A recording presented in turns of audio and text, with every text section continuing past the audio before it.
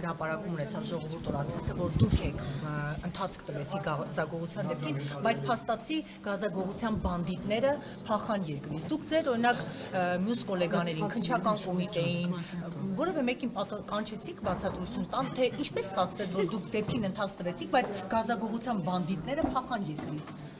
Տեսեք կոնկրետ դեպքով եւ առհասարակ մշտապես քննարկումներ իրավապահ համակարգի բոլոր ներկայացուցիչների միջև տեղի ունենում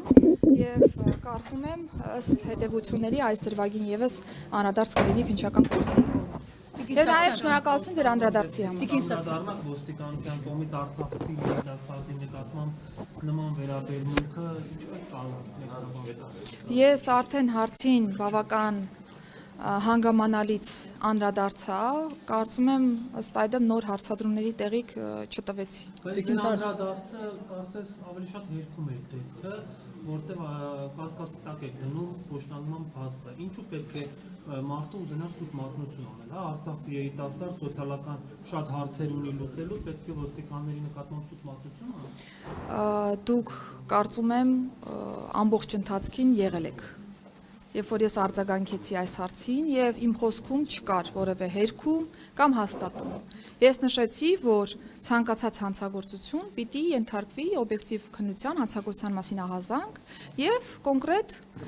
արձագանք լինի, կհաստատվի կամ կհերքվի տվյալ վարույթի շրջանակներում, դրանից հետո կանադառնանք կոնկրետ գնահատականներին։ Եվ իհարկե հասկանում եմ խոշտանգման առումով հարցի ավելի մտահոգիչ լինելը, ավելի զգայուն լինելը, բայց պատկերացրեք օրինակ, որ ձեզ մեղադրում են պայմանականորեն որևէ անձի նկատմամբ բռնություն գործադրելու մեջ եւ միանգամից առանց քննության ֆիքսում ենք, որ դուք եք մեղավորը։ Դուք կհանդուրժեիք նմանատիպ process։ Մեղավոր են, բայց առաջի դեպքը չի, հա, Սամվել Վարդանյանի դեպքն էլ կա, նախկինում բազում ահազանգեր են եղել ոստիկանության կողմից խոշտանգումների, չի կարող այդ բոլորը լինել սուտ մատնություն կամ կեղծ ինֆորմացիա։ Քննությունը կտա բոլոր հարցերի պատասխանները եւ ես չեմ հավակնում մտածելու, որ բոլորը սուտ է կամ բոլորը կեղծ է, որովհետեւ այս պահին նման պնդում անել որևէ մեկը իրավասություն չունի։ Տիկին Սարգսյան, դուք նշում եք, որ փորձաքննությամբ չեն հաստատվել, հա, եթե չեմ սխալվում, նիստում այդպես ասեցիք, բայց փաստաբանն ասում է, որ նախ փորձաքննություն իրականացվել է դեպքից մի քանի օր հետո եւ բացի այդ էլ հիվանդանոցում արդեն իսկ տղայի վրա արձանագրվել են այդ մարմնական վնասվածքները, մասնավորապես վնասվածքներ ականջի հատվածում, սալջարդեր, դուք ինչու եք հակված հավատալ 4 օր հետո արված փորձաքննության, այլ ոչ թե դեպքից անմիջապես հետո հիվանդանոցի տված եզրակացության։ Ես ոչ մի բանի հակված չեմ հավատալու, որովհետև իմ խոսքում էլ նշեցի, որ սրանք հարցեր են, որոնք անաչառ դիտորդի մոտ պիտի առաջանան, եթե անաչառ դիտորդը ցանկություն ունի օբյեկտիվ պատկերը հասկանալու։ Հիմա, եթե կար արձագանք, որ 10 րոպեն մեկ, ինտենսիվ ծեծ եւ այլն, անաչառ դիտորդի մոտ պիտի տպավորություն ստեղծի, որ պիտի լինեն այլ արձանագրումներ, թե հիվանդանոցում, թե դատաբժշկի կողմից։ Իմ նշած հանգամանքը միայն այն է, որ ես որպես այս պահին արդեն իսկ անաչառ դիտորդ քրեական բարույթի աչքերով, իհարկե որպես անաչառ դիտորդ, այլ որ ծառայողական քննության, այս պայծրությամբ այդ հարցերը առնվազն քննարկման առարկա եմ դարձում ինքս ինձ համար, որպեսզի հասկանամ, թե հետագայում արդեն քննության արդյունքներով ինչպիսի ընթացք պիտի լինի։ Կարծում եմ, որ նույն այդ հանգամանքները, նույն այդ հարցադրումները վստահ պաշտպանական կողմը կդարձնի քննարկման առարկա կոնկրետ վարույթի շրջանակներում։ Կարիք կլինի կրկնակի փորձաքննություն կնշանակվի։ Ես չեմ ուզում ինչ-որ մի ձև այս պահին տանեմ նրան, որ բոլոր հնարավոր գործիքակազմերը ներկայացնեմ քրեական վարույթի, որովհետև վստահաբար վարույթում ներգրաված բոլոր անձինք տեղյակ են թե իրենց իրավունքներից, թե պարտականություններից, կարող են անել համապատասխան միջնորդություններ, որոնք որ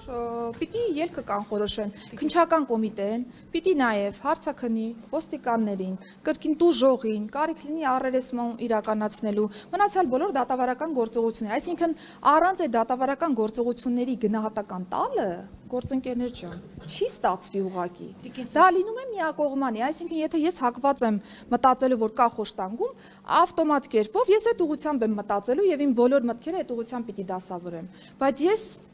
ներքին գործերի նախարարն եմ եւ կարիք ունեմ օբյեկտիվորեն իրավիճակը հասկանալու, որը մի կողմից կպաշտպանի մեր քաղաքացուն, ով որ ցանկացած process-ի շրջանակներում կարող է ոստիկանի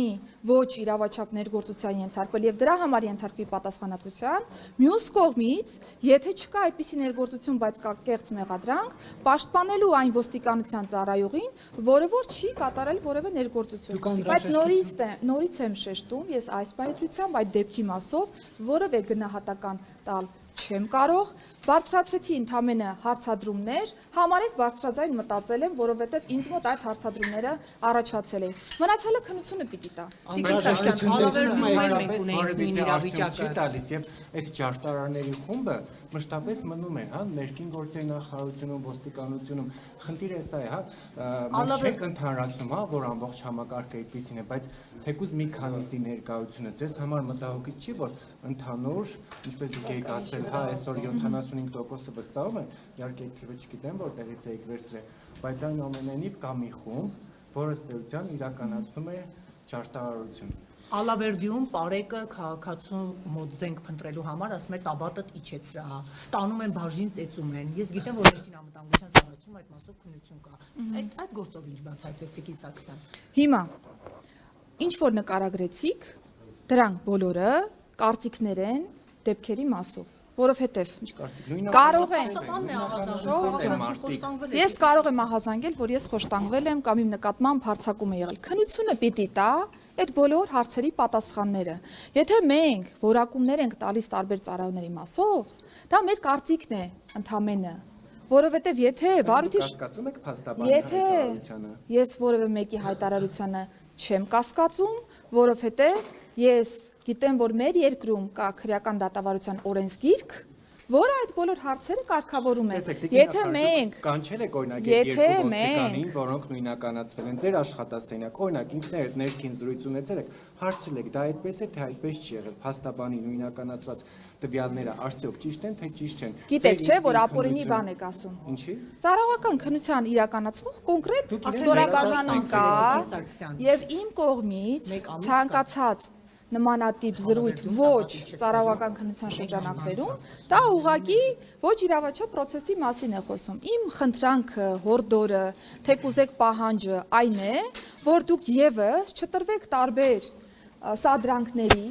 եւ մի պահ հետ կանգնելով այս ամբողջ ինֆորմացիայից, փորձեք ընդհանուր առմամբ հայաց գցել ընդհանուր process-ին եւ հասկանալ ինչ է տեղի ունենում։ Եք նման ոստիկանների, օրինակ ակցիաների ժամանակ, ովքեր ոչ իհարկե ոչ բոլորի մասին է խոսքը շեշտում եմ, որտեղ համակարգում կան եւ լավագույնները, բայց կան ոստիկաններ, որոնք իրենց ոչ կոռեկտ են, հա, մեղմ ասած, բաղում այդ թվում եւ լրագրողների նկատմամբ բարձրաձայնվում է, ասվում է, որ ծառայողական քննություն, բայց չեն պատժվում։ Խնդիրը այստեղ է, որ կա անպատժելիություն, որովհետեւ այդ մարդիկ անպատժել են եւ պետք են համակարգին։ Ես վերաբերում ծնողների հետ գործընկերներ, ինչ օրս որևէ մեկը պատասխանատվության չի ենթարկվել։ Գործընկերներ, հարգելի լրագրողներ, կոնկրետ բոլոր դեպքերով կա ընթացք։ Մի դեպքում ծառայողական քննության տիրույթում է հարցը, մի դեպքում քրեական վարույթի նախաքննության փուլում, մի դեպքում դատական քննության փուլում։ Դուք ակնկալում եք, որ ես մի դեպքում քննիչի, մի դեպքում դատավորի փոխարեն անեմ եզրահանգումներ, երբ որ ես նման իրավասություն չունեմ, հետևաբար նախաքննական մարմինը կշարունակի օբյեկտիվ քննությունը կոնկրետ բոլոր գործերով եւ պատեհ պահի կհանրայնացնի համապատասխան ինֆորմացիա։ Ժողովուրդ հերթով երկու ոստիկան է բարձվելով թե մնացածը անհայտ է, դժվար է այդ օրերի ընթացքում բարձր։ Ճիշտն ասած, ես այդ հարցադրմանը չուզեցի անդրադառնալ իմ խոսքում, բայց տարբեր ամեն դեպքում խոսույթներում կա երկու ոստիկանի մասով ինֆորմացիա, մի դեպքում 6 ոստիկանի, մյուս դեպքում 8 ոստիկանի, հիմա ես էլ չգիտեմ քանի ոստիկանի։ Երկուսը նույնականացված են, 6-ից 2-ը նույնականացված եւ փաստաբանն ասում է ինքն է այդ նույնականացման գործընթացը իրենք են արել։ Այս պահի դրությամբ կա ծառայողական քննություն, կա զուգահեռ քրեական վարույթ, քրեական վարույթի ծառայողական քննությամբ քննարկվում է դեպքը։ քրեական վարույթի շրջանակներում կա դատավարական գործիքակազմ անձի լիազորությունները ժամանակավոր դադարեցնելու մասով, բայց դրա համար եւս պետք են համապատասխան հիմքեր։ Հիմա որ ասեք, օրինակ, այսօր դադարեցրեք լիազորությունները կամ վաղը դադարեցրեք կամ երեք պիտի դադարեցրած լինեք, դրանց համար հիմքեր են պետք։ Սիրելի լրագրողներ։ Այսինքն միջև Այն է, բարձրացել որ թե քանի ոստիկանները ոստիկան չունեն բարձրագույն կրթություն եւ բավարար կրթված չեն եւ նման կերպ են իրենց պահում։ Սա ձեզ մտահոգելու եւ քննարկելու հետագայում առիթ չի տալիս, որտեղ օրինակ նույն բարեկների դեպքում կրթությունը ունենալը պարտադիր պահանջ չէ, մինչդեռ կրթությունը հատկապես հիմա նորաձև է։ Կրթությունը պարտադիր է բարեկային ծառայողների դեպքում միջնակարգ կրթության տեսքով եւ համաշխարհային պրակտիկայում շատ տրամաբանական է արտաքին ծառայության շրջանակներում անձից չպահանջել բարձրագույն կրթություն, այսինքն նորմալ է, որ մենք բարեկների համար կարող ենք նախատեսված լինել միջնակարգ կրթություն եւ խնդրում եմ այդ գնահատականներով նաեւ չվիրավորել հանրապետությունը միջնակարգ կրթություն ստացած անձանց։ Ինչ վերաբերում է կրթության ոլորտի փոփոխություններին, այո,